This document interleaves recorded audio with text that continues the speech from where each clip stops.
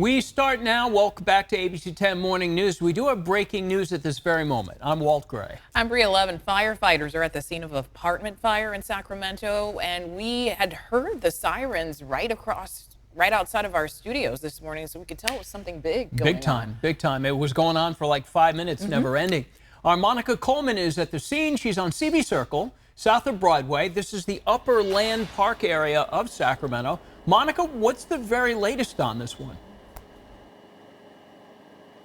So now, Walt, we are in the mop-up phase of this fire. Crews have put it out, but take a look behind me. You can see that it left behind a lot of destruction. Let's walk towards the apartment complex here so you can see exactly what I'm talking about. Flames were literally blowing out of the windows. You can see they're completely gone, and you can see literally across from the apartment because the windows were also blown out on the other side. But take a look at the second floor. So the fire started on the first floor, traveled up to that second floor there. You can see the windows also blown out. And when we arrived to the scene, there were still flames that were burning all the way at the very top. And we watched as fire crews doused it down with water to try to save what they could of this complex. Unfortunately, fire crews tell me that it is unlivable at this time. And when it comes to the complex surrounding this area, they were worried that the flames were going to travel to the neighboring apartments, but fortunately, fire crews tell me that was not the case. They were able to contain that fire, but there were some smoke damage to the other apartment complex. Now, who was inside this apartment is really the story here. When that fire took place, fire crews tell me that 6 people were living inside the complex. Luckily, nobody was hurt, but you can see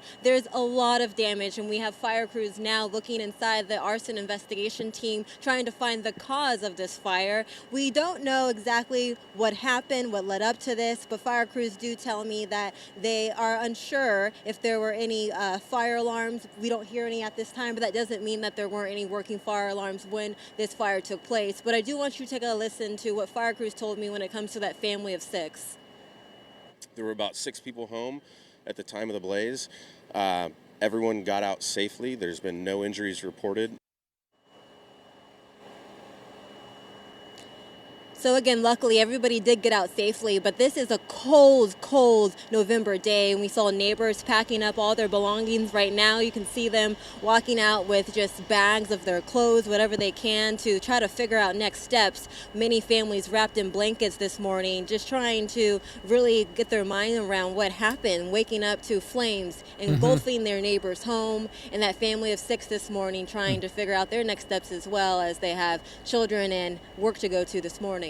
Back to you. Monica, I know you talked to Justin Silva. Did he indicate at all whether it was an explosion or a fire in this case?